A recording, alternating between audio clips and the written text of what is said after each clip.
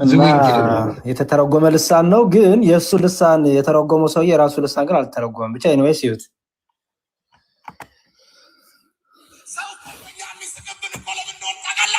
ከሰው ሐሳብ ጋር የሚገናኝ የእግዚአብሔርን ሐሳብ ስለምንናገር አስተያየት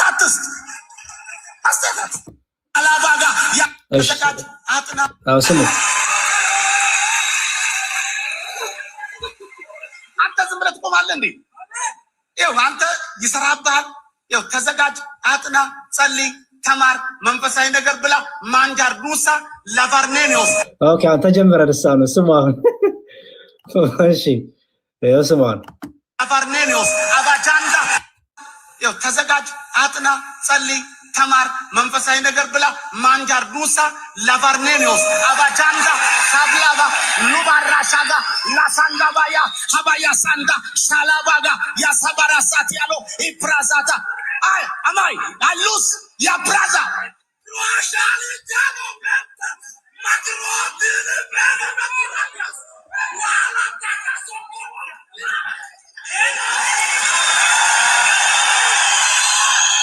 እሺ አሁን ሊተረጉም ነው ይሆን አሁን ሰው ይሄን ያለው ማለት ነው ስሙት እሺ ይሄ የሚለው ማለት ነው ቆይ ከመተርጎሙ በፊት አንዴ ድገምልን አንዴ ይቅርታ እሺ ይደገም ከይቅርታ ጋር አብረን እንድንተረጉም ተዝምረት ቆማለህ እንዴ?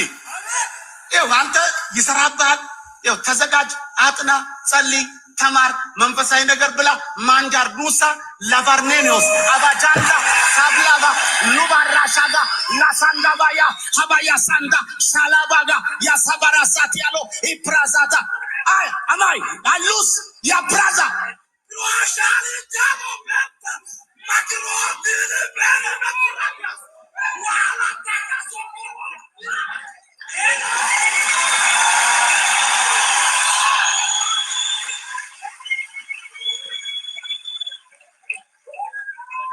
ባይዘይ ልሳን የሚለው ዛሬ ከዚህ ከወጣችሁ በኋላ ማረፊያ የሆነላችሁን በረከት የሚሆንላችሁን እጃችሁን ባፋችሁ የምትጭኑበትን እግዚአብሔርን ድንቅ ነገር ታያላችሁ በላችሁ።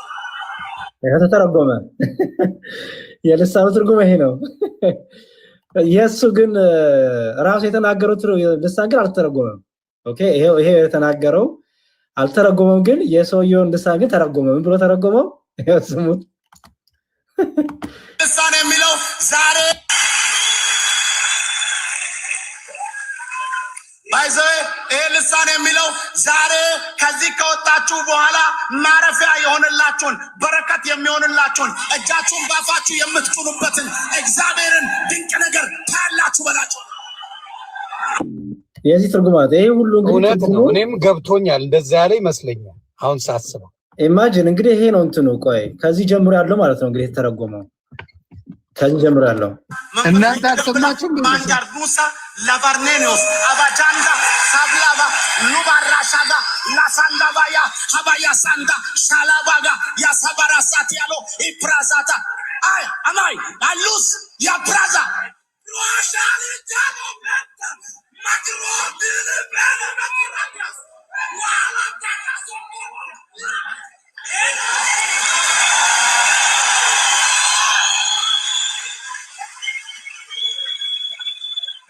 ቆይ ግን የኔ ጥያቄ ምን መሰለ መዝሙር ያረግ ጥያቄ ምን መሰለ እነሱ በምን ሰምተው ነው ያጨበጨቡለት?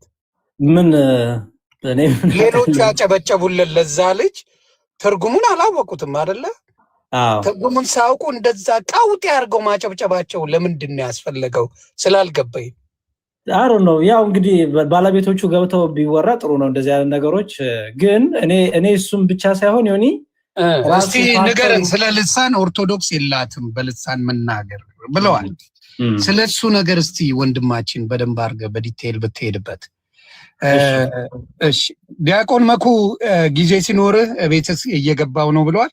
እስኪ ገባ እየጠበቅነው ነው። ሌሎቻችሁ ታፕታፕ ኮፒ ሊንክ አድርጉ፣ ተማሩበት። ፕሮቴስታንት ወንድምናቶችም ቻሌንጅ ካላችሁ መታችሁ ቻሌንጅ አድርጉ፣ ደስ ይለኛል። ኑ ምንድነው ይሄ ማለት? ይሄ ሻራ ባራባራ ማለት ጥቅም አለው ወይ ወይስ መጽሐፍ ቅዱሳዊ ነው ወይ? ቀድም ዝዊንግሊውን ላይ ይቃወመዋል ብሏል። ዝዊንግሊ ተመችቶኛል። እስቲ ተቃውሞ አለው ወይ በፕሮቴስታንት ይሄ ነገር? እስቲ አንድ ላይ መዝሙረ ያሬድ እስቲ ዘግበን። እሺ እኔ አንድ ይቅርታ መዝሙርዬ አንድ ምስክርነት ለመስከርና ከዛ ተቀጥላለህ። እሺ ያው እኔ እዛ ቤት ውስጥ ስለነበርኩ ልሳንን እናገራለሁ እኔና ልሳንን የምናገርበትን ዛሬ እናገራለሁ። ተናግሬ አላውቅም፣ ዛሬ ግን እናገራለሁ።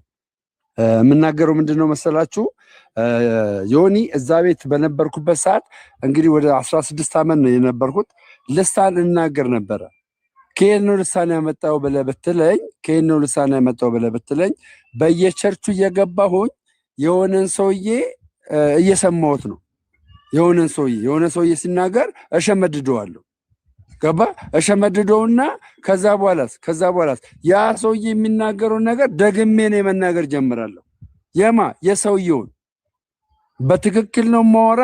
በተመሳሳይ መልኩ ነው ቃላቶቹ የሚደጋገሙት። ገብቷል? የተለያየ አይደለም። እስቲ አሁን ከልምምድ አንጻር አንዴ ብትለው እና ብንሰማ እውነት ነው አይደለም ለማለትም እንዲያመቸን ብትለው ለተወሰነ እንስማ። አንድ አመት ሆኛል። ጠፋኝ መሰለኝ፣ ያው ድራማ ስለሆነ ጠፋኝ። ግን ሞክር እስቲ። አይዚንትሪያሳ ፕሮቶስ ብራጃንጋዳስ አላቫንዲያ ሶካር ሃዲያስ ቤንዳ ጃለቢንዴ ስክሮ ባህዲስ ለሃዲንዳ ግሩባ ለሃዴያ ማርዳጋልዳስ ፕራሃድምዶስ ማሃጅንቲያ ኮፓ ረሃዲዴ አሉቫስ ኤሬ ካልታል ሃዳዳዳ እልና ሃሌሉያ ብዬ ጨምርበታለሁ ማለት ነው። ገብቷል? እና እዛ ቸርች ውስጥ ለምን ዘፈን አናወጣም? በዚህ አንድ ዘፈን አረዳዛ ብላንጋ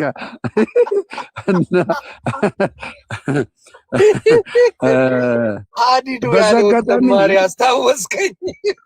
ሰምተሃል? መዝሙረ ያሬድ ሀዲዱ ብሎ የዘመረውን ሰምተሃል? ሀዲዱ እሱን መሰለኝ እኮ። ለማንኛውም ባይዘዌ ጌዲዮን እኔ በደንብ ነው የማውቀውና የተመታ ዘማሪ ነው። የተመታ በጣም ቀላጅ፣ በጣም አሸዋፊ፣ በጣም በቃ በጣም ተራ ኢየሱስም እንደ ጌዲዮን ተራቢት ቀላጅ ሰው የለም። እንደዛ ነው የሚያሾፍባቸው ማለት ነው። ነገራችን ወደ መዝሙር መለስና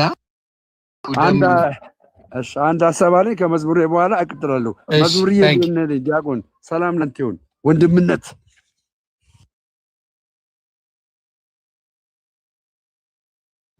ሚዩት ነው መዝሙር Namaska pragladia genemeske pregledia ሃይዌን የጌታ ይባርክሽን መቤት ሰላም ሸር ፎሎ ታፕ በጌታ በኢየሱስ ክርስቶስ ኮፕሊንግ ጣታችሁን ያበርታልኝ ጌታ፣ ጣታችሁን ያበርታልኝ ጌታ። ሸር አልኩኝ። ማይ ገለመስኬ ፕሬግሌዲያ ናማስካ ፕራግላዲያ Pragladia, Mita Progladia, Namaska Pragladia, Namaska Pragladia, Begeske Pragladia, Highway, Yegit, Hibarkshin, Mevit, Salam, share, follow, tap, Coplink, Begeta, Jesus Christus, Coplink, Kekapora, Dida, Aret, Atachunia, Bertalingeta, Aret, Atachunia, Bertalingeta, share, quick. My baby gelemes Diana maska pragladia Yamando shalamando Harabagala maske pregledia Ejenemeske pregledia skabra ያርፋደሩ የእንስስ አምላክ የእናንተ የእናት ያባታችሁ አምላክ የእናንተ የልጆች አምላክ የኔም የጸጋይ አምላክ የጸጋው ጉልበት ፒቻ ሶ ክሪቲ ቱ ሲፕሪ ሉ ቱ ፕራላጃ ተሶፕራ ሃሌሉያ ጃሳካ ፎራ ላባጋ ጠንካራ የሚያደርግ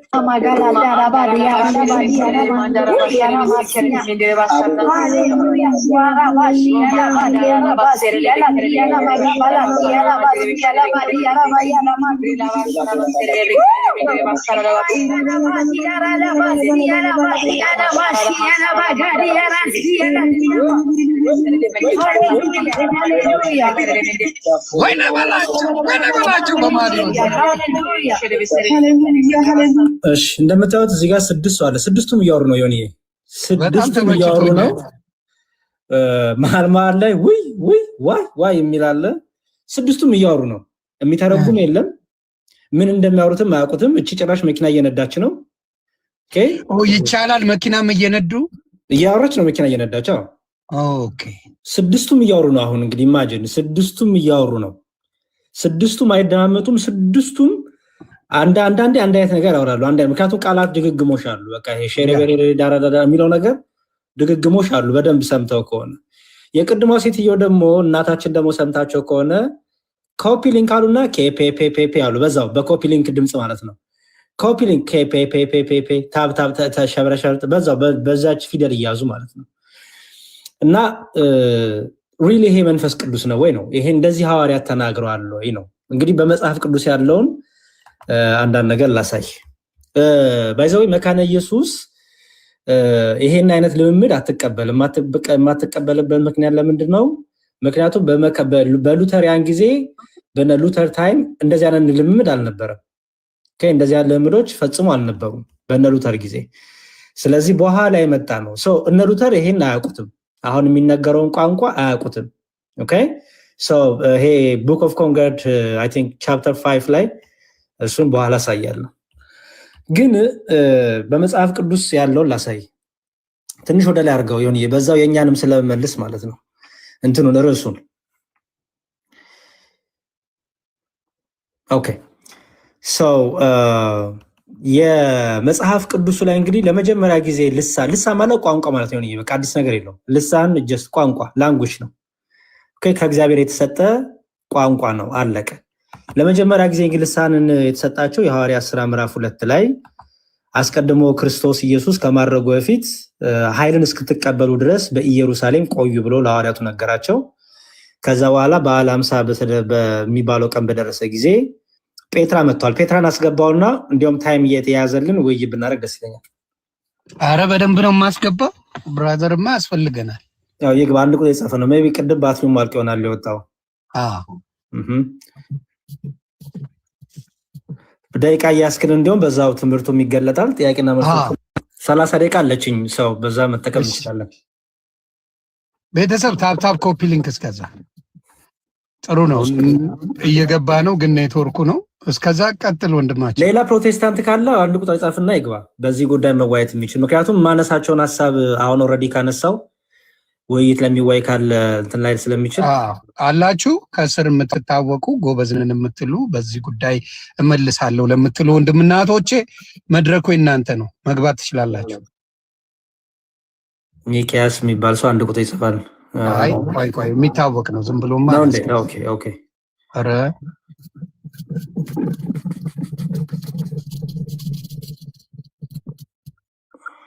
ኔትወርኩም ቢያለው እኔ እያስገባውን። ኧረ ካሌብ የሚባል አለ። ተባረክ ባለ ጡንቻም ነው እንዴ? 26,000 ፎሎወር ያለው ፕሮቴስታንት ነው። ምናልባት ብዙ ተከታዮች ስላሉት ምናልባት ይሆናል ብዬ ነው። ኦኬ ይግባና ቶሎ ግባ ወንድሜ። ሌሎቻችሁ ግቡና ሚቲንግ ስኬጁል ላይ ነው ዛሬ። ስለዚህ 30 ደቂቃ አለችኝ። ፕሊዝ ቶሎ ግቡና። ኦኬ ካልሆነ ቀጥል፣ እኔ አስገባለሁ ካለ። ተባረኩ። ከገቡ ማነሳው ከመግባታቸው በፊት ከፖይንት እንዳላነሳ ብዬ ነው። አርጊመንቶች ስለማነሳ የዛን ጊዜ ከዛ አንፃር ነው። የምትገቡ ካላችሁ ፕሊዝ ግቡና፣ በተለይ ጴንጤቆስጣል ሆናችሁ ማለት ነው።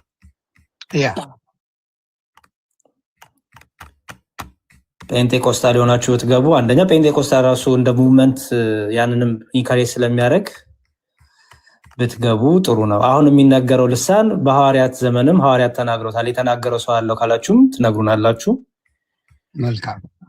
አንድ ቁጥር እኔ አስገባለሁ። በቃ አንተ ወደ ትምህርቱ ሂድ፣ ከጊዜንም ለመቆጠብ ያንተን በተለይ እሺ። ኢየሱስ ጌታ ነው የሚል አንድ ሰው አንድ ቁጥር የጻፈልክ ነው። ወደ ኢሳይያስ የሚባል በ3 ፎሎወር ነው ያለው። ያውቃቸዋለሁ እኔ ስለቆየው ትንሽ።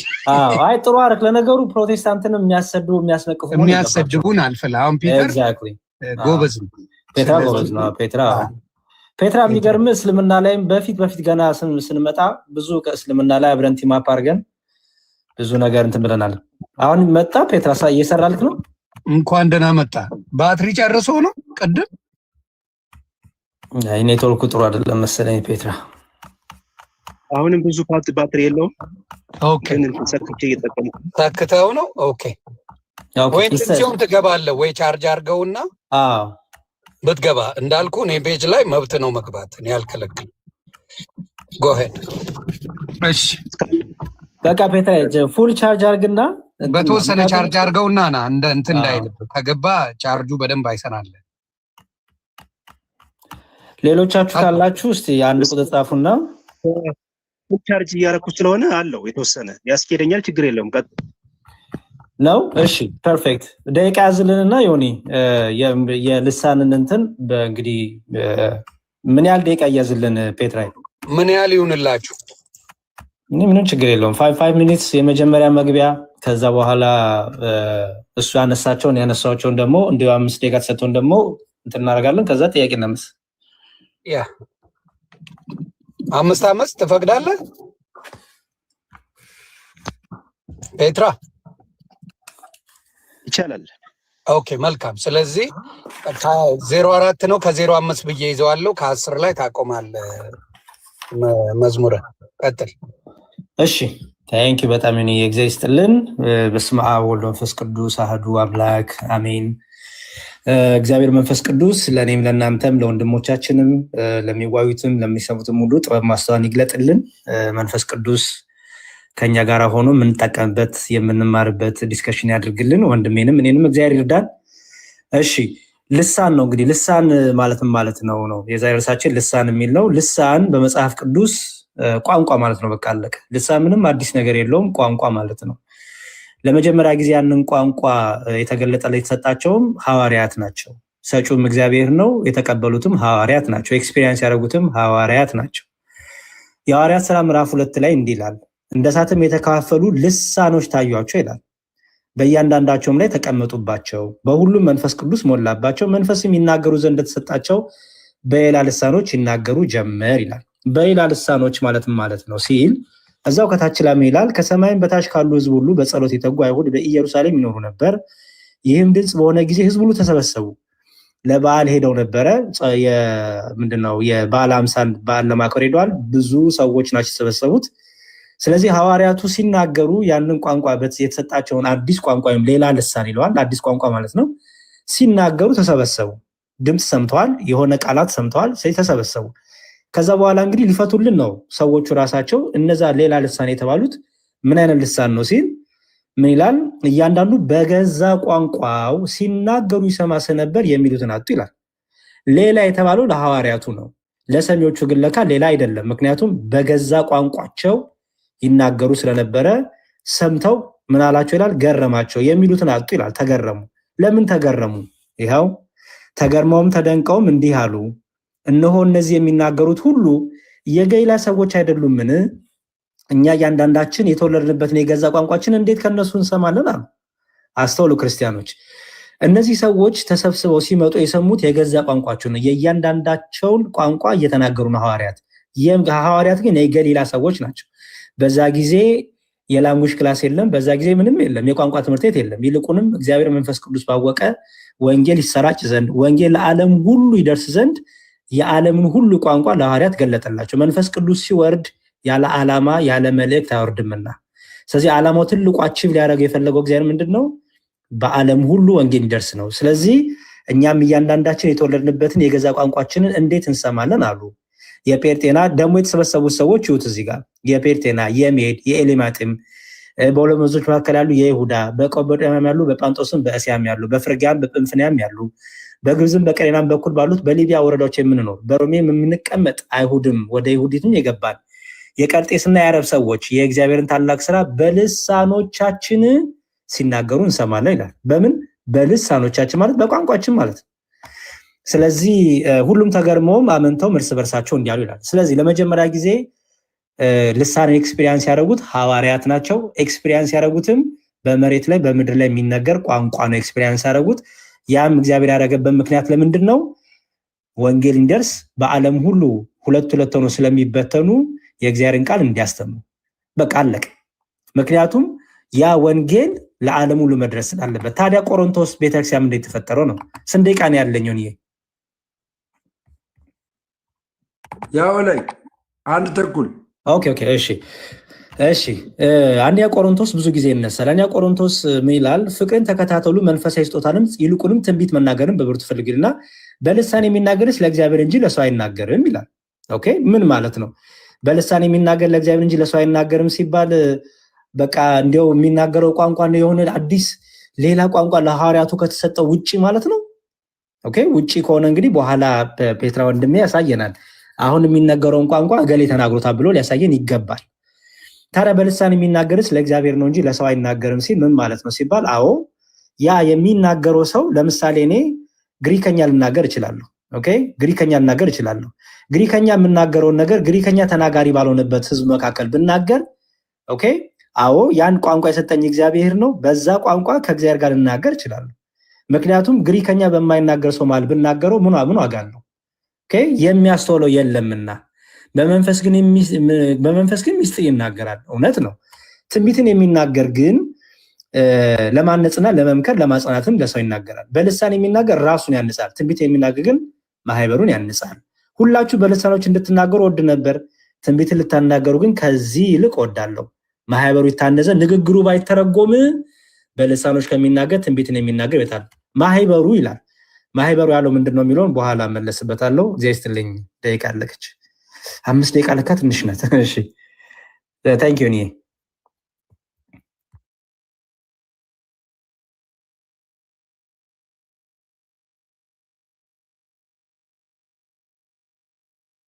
አለው ይወዲ አለ ብሮዬ ቀጥል።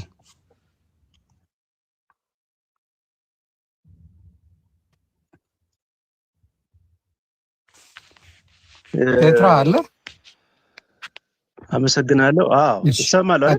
አዎ ከ11 ብዬ ነው የሚይዝልህ። ከ10 ነው ከ11 ብዬ ነው የሚይዝልህ። 16 ላይ ታቆማለህ። ቀጥል ዮኒ። እኔ እየሰጧቸው ነው፣ ደቂቃ እየሰጧቸው ነው። መልካም እሺ፣ በጌታ በኢየሱስ ስም ጀምራለሁ። አመሰግናለሁ። እንግዲህ መጽሐፍ ቅዱስ እንደሚናገረው ልሳን ምንድን ነው ወይም ደግሞ የሚለውን ነገር ለማብራራት ሞክራለሁ። ግሎሳ እና ዲያሎክቶስ የሚል ሀሳብ አለው። አንደኛ ቆሮንቶስ ምዕራፍ 14 ቁጥር 2 ጀምሮ ያለው እንግዲህ ግሎሳ የሚል ትርጉም ሲኖረው ትርጉሙም ምላስ ማለት ነው፣ ቋንቋ በሚል ተተርጉሟል ማለት ነው። ስለዚህ ጌታ ኢየሱስ ክርስቶስ በማርቆስ ወንጌል ምዕራፍ 16 ላይ እንደተናገረው ቁጥር 14 ላይ የሚያምኑትም እነዚህ ምልክቶች ይከተሏቸዋል ብሏል። ስለዚህ የሚያምን ሰው ምን አለው? ምልክት አለው ማለት ነው። ከነዛ ምልክቶች መካከል አንዱ ምንድነው አለ? በአዲስ ቋንቋ ይናገራሉ ብሎ ግሎሳ የሚል የግሪክ ቃል ተጠቅሟል። ስለዚህ ይሄ ግሎሳ ጌታ ኢየሱስም እንደገባው በተስፋው ቃል መሰረት በሐዋርያት ሥራ ምዕራፍ 1 ላይ አብ የገባውን ተስፋ እንግዲህ እልክላቸዋለሁ ብሎ ኢየሱስ ክርስቶስ ከፍ እንዳለና ይሄም የመንፈስ ቅዱስ ስጦታዎች አንዱ የሆነው ልሳን በሐዋርያት ሥራ ምዕራፍ 2 ላይ ሲወርድ እናየዋለን ማለት ነው። እዛ ክፍል ላይ ወረደባቸው ይላል። እንግዲህ ይሄ ልምምድ ከማን ነው የጀመረው ማለት ነው? ከሐዋርያት ነው የጀመረው። ሐዋርያት ሥራ ምዕራፍ 2 ላይ እንደሚናገረው እንደዚህ የሚል ቃል አለ። እንደ እሳትም የተከፋፈሉ ልሳኖች ታያቸው፣ በእያንዳንዳቸው ላይ ምን አሉባቸው? ተቀመጡባቸው ይላል። ስለዚህ ይሄ ልሳን ምን ይባላል? ግሎሳ የሚለው እንደተቀመጡባቸውና ከዛስ በሁሉም መንፈስ ቅዱስ ሞላባቸው፣ መንፈስም ይናገሩ ዘንድ እንደሰጣቸው በሌላ ልሳኖች ይናገሩ ጀመር ይላል ማለት ነው። ስለዚህ ይሄ ግሎሳ የተባለውን በግሪክ ማለት ነው የመንፈስ ቅዱስ ስጦታ የሆነው ልሳን ወረደባቸው፣ ተናገሩ። ከዛ በኋላ እነዛ ሰዎች ደግሞ ሰሙ። ቁጥር 8 ላይ ምን የሚል ቃል አለ እዚሁ ክፍል ላይ? እኛም እያንዳንዳችን የተወለድበትን የገዛ ቋንቋችንን እንዴት እንሰማለን ብለው ሲናገሩ እናያለን። ይሄ ክፍል ደግሞ ዲያሎክቶስ ተብሎ ነው የተተረጎመ። ይሄ ቋንቋ የሰው ቋንቋ ምን ይባላል? ዲያሎክቶስ ይባላል። ስለዚህ ዲያሎክቶስ የሚለው በገዛ ቋንቋችን የሚለው ዲያሎክቶስ እንጂ ግሎሳ የሚለው እንዳልሆነ እንረዳለን ማለት ነው። ስለዚህ ጳውሎስ በአንደኛ ቆሮንቶስ ምዕራፍ 14 ላይ ደግሞ የታየ ልምምድ አለ። ስለዚህ በቆሮንቶስ ቤተክርስቲያን ይሄ ልምምድ መጣ። ያህል ልምምድ ግን ሲያበላሹት እናያለን። ስለዚህ ጳውሎስ ደግሞ ያህል ለማስተካከል ምን አደረገ? መልእክት ጻፈ። ግልጽ ነው። የምትናገሩት ልሳን ካልተተረጎመ ማህበሩን ምን አይልም አያምንጽም። ይልቅ በጉባኤያችሁ መካከል ማያምን ሰው ቢገኝ እንዳሁኑ ዘመን ቴክኖሎጂ የለም። አሁን በቴክኖሎጂው የፔንቴኮስታል እንቅስቃሴዎችን ወይም የተለያየ ቤተክርስቲያን ይሄን ልምምድ ልትሰሙ ትችላላችሁ። ስለዚህ በዛን ዘመንም የማያምን ሰው በእናንተ ጉባኤ ቢገባ ምን ይላል? ስለሚሰናከል ካልተተረጎመ ምን በሉ ከእግዚአብሔር ጋር ሚስጥርን ተነጋገሩ፣ ወይም ደግሞ ያልሳን ተውት፣ አጥፉት። ከዚህ ነው አሁን እንደሚሉት እንደምንሰማ ሰዎች እንደሚሉት አይደለም። ከዚህ ነው ከእንትና ነው ምናምን የሚል ሳይሆን በስነ ስርዓት እንዲሆን በአግባብ እንዲሆን ጳውሎስ ሲናገር ነው ያለን። ይሄው ሐዋርያ እንግዲህ እንደምታውቁት 12ቱ የበጉ ሐዋርያ የኢየሱስን እናት ጨምሮ በልሳን ተናግረዋል ማለት ነው። 12ቱ ሐዋርያት ጳውሎስ ራሱ በአንደኛ ቆሮንቶስ ምዕራፍ 14 ላይ የተናገረው ይሄንን ነው። ለቤተ ክርስቲያን የተሰጠ ምን አለ ማለት ነው? ልሳን አለ። ግልጽ ነው። ለቤተ ክርስቲያን የተሰጠ ምን አለ ማለት ነው? ልሳን አለ። በአንደኛ ቆሮንቶስ ላንብብላችሁ ቃሉን። እንደዚህ የሚል ቃል አለ። አንደኛ ቆሮንቶስ ሰዓት ስለሌለ ነው ምዕራፍ 14 ላይ የቤተ ክርስቲያን ልምምድ ምን መሆን አለበት ሲባል ጳውሎስ የተናገረው ሐሳብ አለ። እንደዚህ ይላል፣ እንግዲህ ወንድሞች ሆይ ምንድነው በምትሰበሰቡበት ጊዜ ለእያንዳንዱ ምን አለው? መዝሙር አለው፣ መገለጥ አለው፣ በልሳን መናገር አለው፣ መተርጎም አለው፣ ሁሉ ለማነጽ ይሁን ብሎ የቤተ ክርስቲያን ልምምዷ ይሄ ነው።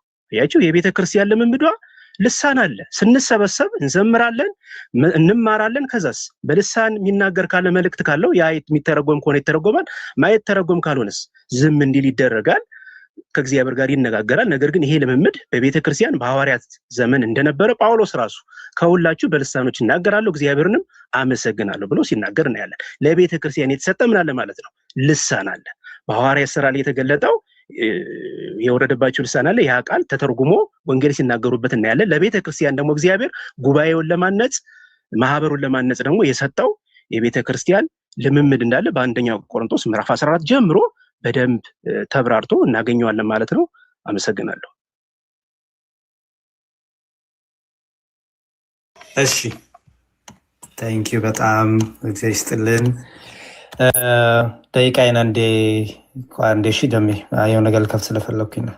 አንዴ አስጀምረው ስል ትጀምረኛለህ። እሺ ስንት ደቂቃ ይሆንላቸው? 5 አሁን ጥያቄ ገና ነው። ጥያቄ ነው እሱ ያነሳውን እኔ ሀሳብ ስጣለሁ፣ እኔ ያነሳት ላይ ደግሞ እሱ ሀሳብ ይሰጣል። 5 ደቂቃ ዘሴም ደቂቃ ታደርግልናለህ ማለት ነው። ግን አንዴ ቆይ እሺ፣ አንዴ እሺ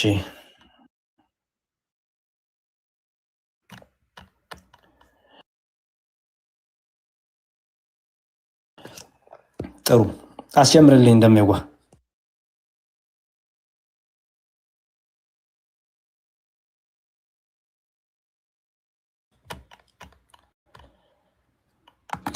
እሺ ፔትራ ቴንኪው በጣም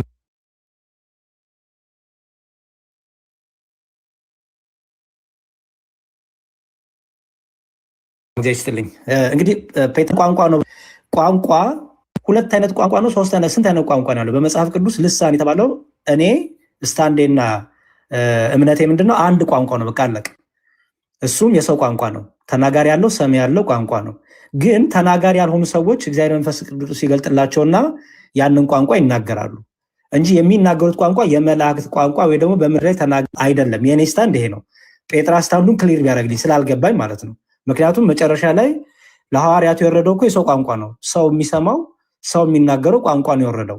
ስለዚህ ቆሮንቶስና ሐዋርያትን አንድ አድርጎ ከያዘልን አለቀ። የሚታወቅ ቋንቋ ነው ማለት ነው። የመላእክት ቋንቋ የማይታወቅ ቋንቋ የሚባል ነገር የለም ማለት ነው። ግን ግሎሳ የሚል ብሎ ሲደጋግም ሰምታችኋል። እና ምን ችግር አለው? ግሎሳ የሚለውን እስቲ ሐዋርያት ሥራ ምዕራፍ 2 ላይ እናት ቋንቋን እንየው ምን ብሎ እንደፈታው። ግሎሳ ራሱ ማለት ምን ማለት ነው? ግሎሳ ማለት ምን ማለት ነው? ይኸው ሐዋርያት ሥራ ምዕራፍ 2 ከቁጥር ይኸው ቀደም ያየነው ቁጥር 8 ላይ ሊሄድና ከቁጥር 1 ጀምሮ ያለው ሊል ችግር የለውም። እሺ እንዲህ ይላል።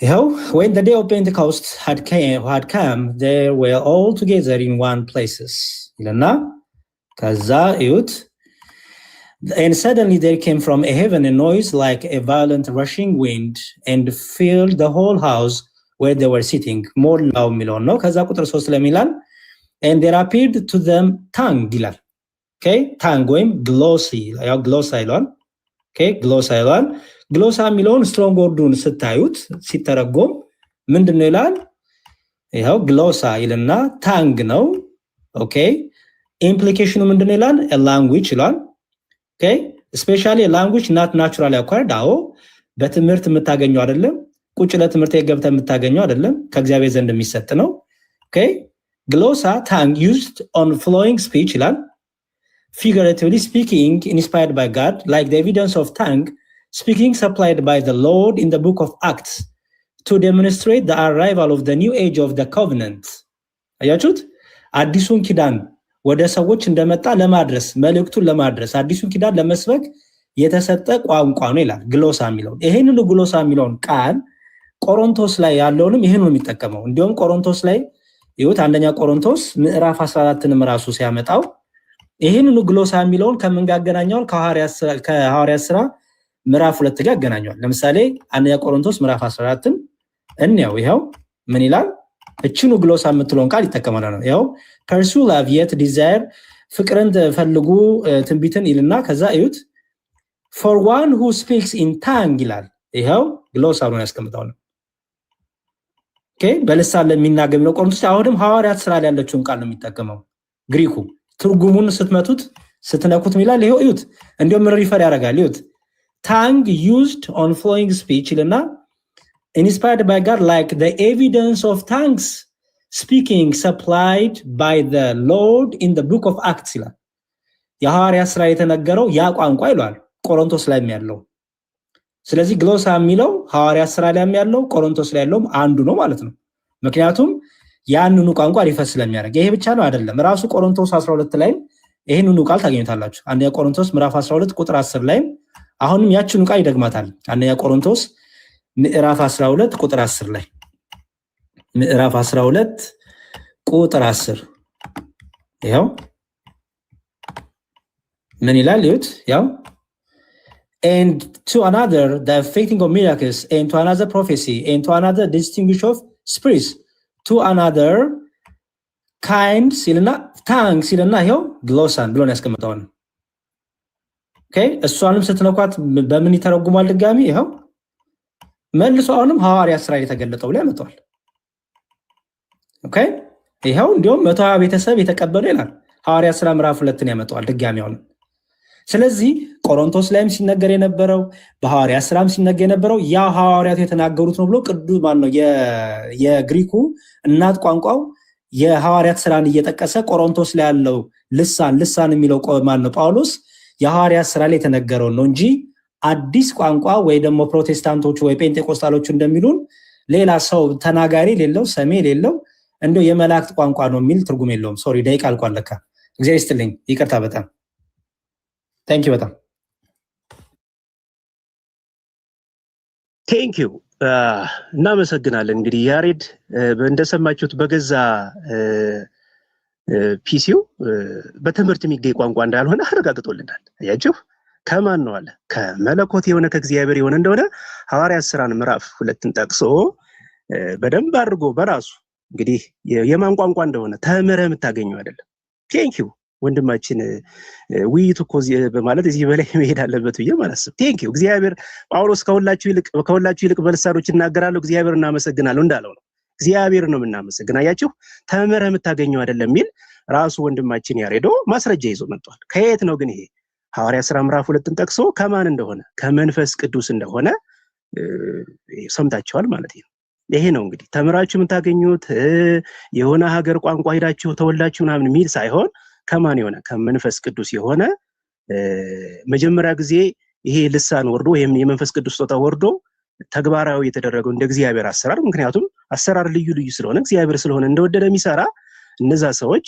ወንጌል እንዲሰሙ አድርጎ የእግዚአብሔርን ድንቅ ስራ እንዲያዩ አድርጎ ሰዎች ወደ ጌታ እንዲመጡ ተደርጓል ስለዚህ ከመንፈስ ቅዱስ ነው ከእግዚአብሔር ነው ምንለው ለዚህ ነው እንጂ ተምረህ የምታገኘው አይደለም ወንድማችን እናንተ ገብታችሁ ቋንቋ ነው እንግሊዘኛ ነው ተምረህ የምታገኘው ምናምን ትላላችሁ ግን ይሄው ወንድማችን ያሬድ እንደሰማችሁት ተምረ የምታገኘው አይደለም። ሐዋርያት ሥራ ምዕራፍ 2 ላይ ከእግዚአብሔር የሆነ እንደሆነ ለምን ራሱ ኢየሱስ ነው የተናገረው። የሚያምኑትም እነዚህ ምልክቶች ይከተሏቸዋል፣ በአዲስ ቋንቋ ይናገራሉ ብሏል።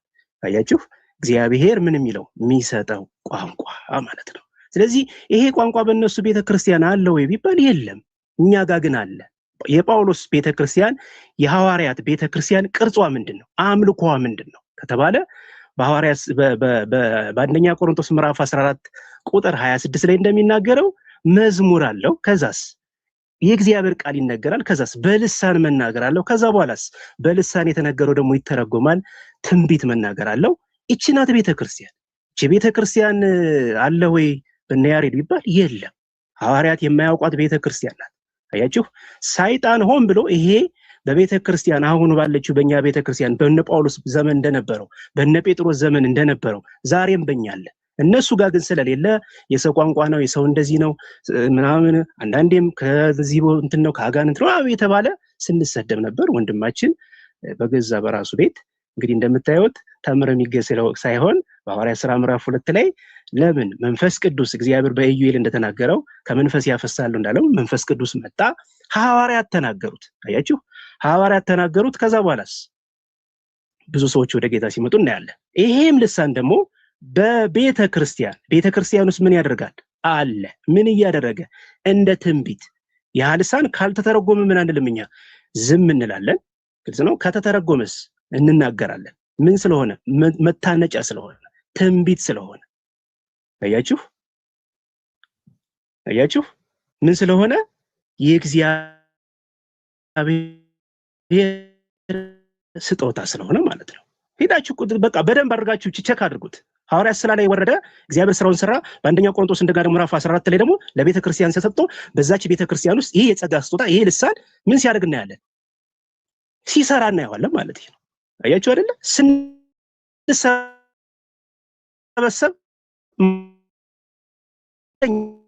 እኔ አንድ ነገር እንድትይዙ ይሄ የሐዋርያት ልምምድ እንደ መጽሐፍ ቅዱስ መሰረት የሐዋርያት ትምህርት ነው። የሐዋርያት ትምህርት መኖር አለበት። በእነሱ ቤተክርስቲያን ያለው የለም። በልሳን የሚናገር አንድ ሰው አታገኙ። ያው ምናልባት ርዕሳችን ስላል አይደለ እንጂ ሜሮን በሚል ተተክቶ ሌላ እንደሆነ ልምምዱ እናያለን። እኛ ግን የእግዚአብሔርን ቃል እንናገራለን። የእግዚአብሔርን ቃል እየተናገርን ደግሞ ምናልባት ቃል እየተናገር ሊሆን ይችላል፣ መንፈስ ቅዱስ ይወርዳል፣ ሰዎች በልሳን ሊናገሩ ይችላሉ። ካልተተረጎመ ከእግዚአብሔር ጋር እንዲነጋገሩ እናደርጋለን። ከተተረጎመ ደግሞ ትንቢት ስለሆነ እንዲናገሩት እናደርጋለን ማለት ነው። እዚህ አንድ ነገር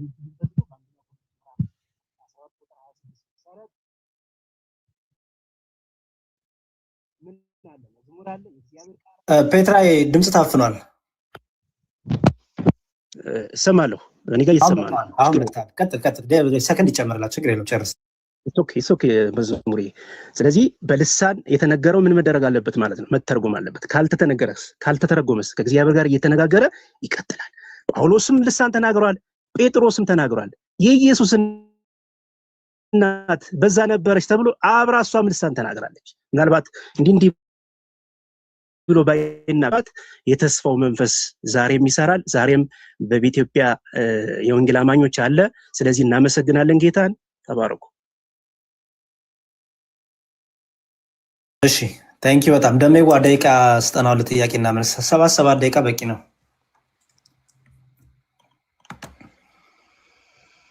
ደሜ ይዛል። ቆይ 7 ደቂቃ ነው። ኦኬ እሺ። ብሽሽቁን ታች አቁሙና ቤተሰብ በፍቅር ተማሩ ባካችሁ። ብሽሽቁ አይጠቅምም። እየተማርን ነው አይደለ? በዛ ላይ ታፕታፕ ኮፒ ሊንክ አድርጉ። ብሽሽቅ ይቅር፣ እንደው በፈጣሪ ይደብራል። እንማማር። ተባረኩልኝ። እሺ ጀምር ደሜዋ። እሺ ፔትራ ወንድሜ ስንት አይነት ልሳን አለ በአንተ ቤተ እምነት? በጴንጤቆስጣን አይደለ? ከሙሉ ወንጌል ነው ፔትራ? ስንት አይነት ልሳን አለ በመጽሐፍ ቅዱስ? ድምጽ ታፍኗል ፔትራ። እሺ እሰማለሁ። ልቀጥል? አዎ ይሰማል። ስንት አይነት ልሳን አለ በመጽሐፍ ቅዱስ? ለቤተ ክርስቲያን የተሰጠና በሐዋርያት ሥራ ምዕራፍ 2 ላይ ደግሞ ሰው እንዲሰማው የተደረገ ሁለት አይነት ልሳን እንዳለ መጽሐፍ ቅዱሳችን በግልጽ ይናገራል። ስለዚህ ሁለት አይነት ልሳን አለ፣ የሚተረጎምና የማይተረጎም ነው ወይስ የሚታወቅና የማይታወቅ?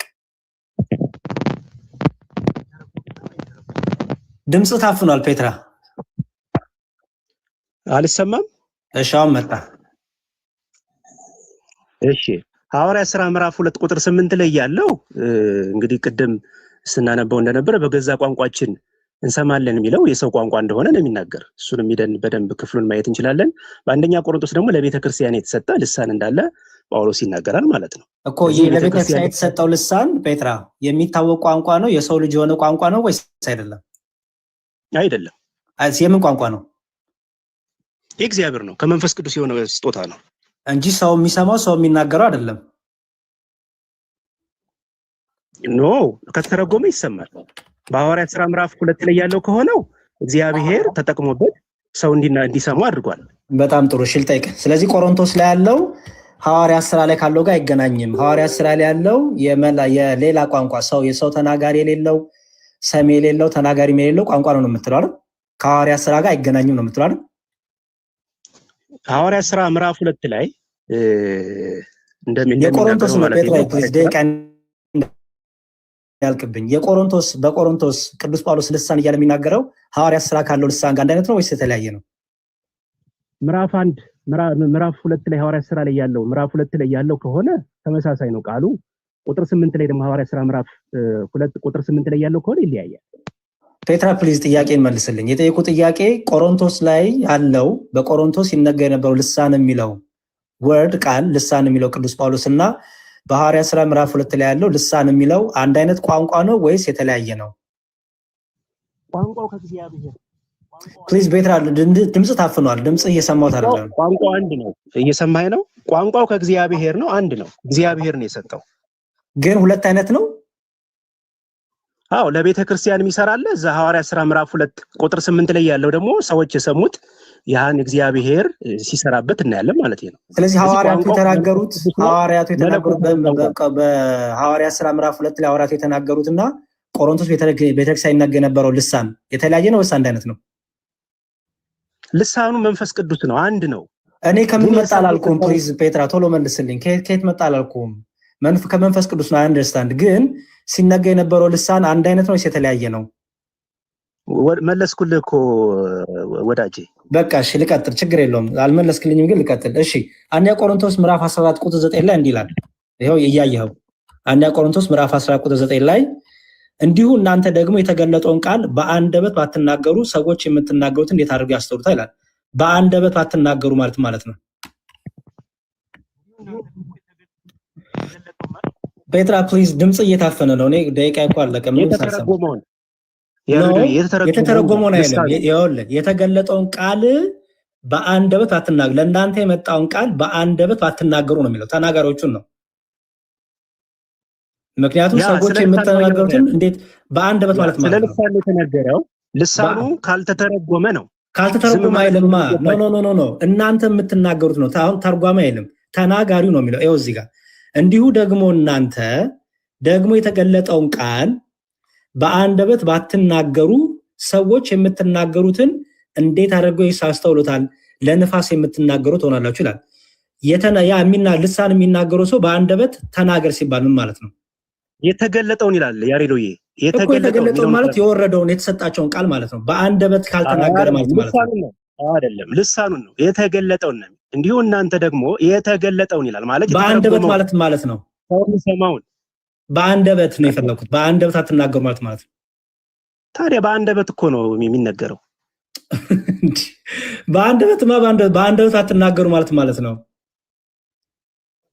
ያሬዶዬ እየሰማኸኝ እኮ አይደለም።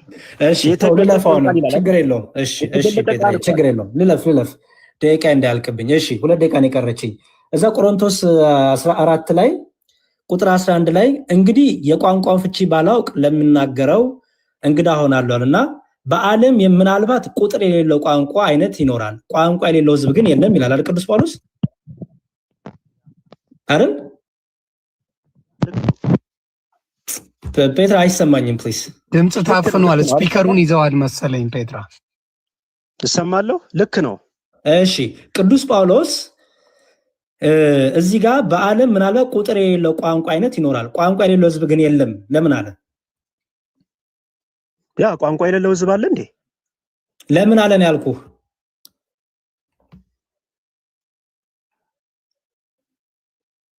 ስለ ቋንቋ ነው፣ ስለ ሰው ቋንቋ እኮ ነው እየተናገረ ያለ እያወራ ያለው ጳውሎስ። ስለ ልሳን አውርቶ ያው እንዲሁ ደግሞ እናንተ ይላል እዚህ ጋር አስተውል ፔትራ፣ ስለ ልሳን እያወራ መጥቶ በዓለም ምናልባት ቁጥር የሌለው ቋንቋ አይነት ይኖራል፣ ቋንቋ የሌለው ህዝብ የለም ለምን አለ? እያነጻጸረ ነዋ። አሁን የሚነገረው ቃል ካልሆነ የሚሰማው ያው ምሳሌ ልሳን እኮ ሲነገር እግዚአብሔር በማን ነው የሚናገር ማለት ነው? ቋንቋ የሌለው ህዝብ የለም ማለት ነው ፔትራ። እንዴ ቋንቋ የሌለው ህዝብ የለም ነው? ቋንቋ የሌለው ህዝብ የለም። ስለዚህ እዛው ዝም ብሎ የማይተረጎም ልሳን አንድ ሰው ሲናገር ምን ይሆናል ማለት ነው? እሺ ልቀጥል፣ ችግር የለውም። እሺ ልቀጥል። ቋንቋ አሁን ልቀጥል ፔትራ፣ ሰዓቴ እያለቀ ነው። ፕሊዝ ይጨምራል ምናልባት ሰዓቴ እያለቀ ነው። እሺ ልቀጥል። በልሳን ስትናገር ታውቀዋለህ የምትናገረው? ምኑን ነው የማውቀው? ትርጉሙ ለራስህ ገብቶክ ነው የምትናገረው? ካልተተረጎመ እንዴት ይሆናል? መንፈስ ቅዱስ አንተ ተናጋሪው ስትናገረው ለአንተ እየተረዳው ነው የምትናገረው? ምናልባት ውስጤ ሊቃተት ይችላል። እየተረዳው ነው ወይ? ኦኬ እሺ ይሁን፣ ችግር የለውም። ያንተ ተራ ነው። ቀጥል ፔትራ፣ ያዝለት ደቂቃ።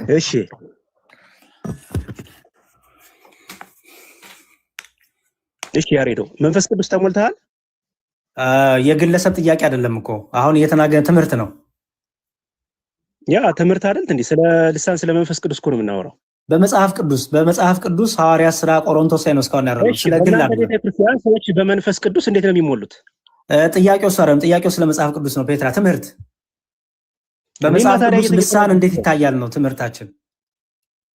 ልሳን በመጽሐፍ ቅዱስ ኦፍ ኮርስ ያ ታዲያ እኮ የመንፈስ ቅዱስ ጦታ አይደል እንዴ? ያወራን እኮ ነው የመንፈስ ቅዱስ ጦታ። በመጽሐፍ ቅዱስ ልሳን እንዴት ይታያል? ስለዚህ በመጽሐፍ ቅዱስ ሁለት አይነት ልሳን አለ ብላል። እሱ ላይ ዲስከስ አድርግ። እኔ አንድ አይነት ልሳን ነው ያልኩት ወዳጅ። እና እኮ ተመሳሳይ ያለ መንፈስ ቅዱስ ልሳን ይታል። ታዲያ መንፈስ ቅዱስ መጣ፣ እዛ በኋላ እኮ በልዩ ልሳን ተናገሩ ነው የሚል አይደል እንዴ?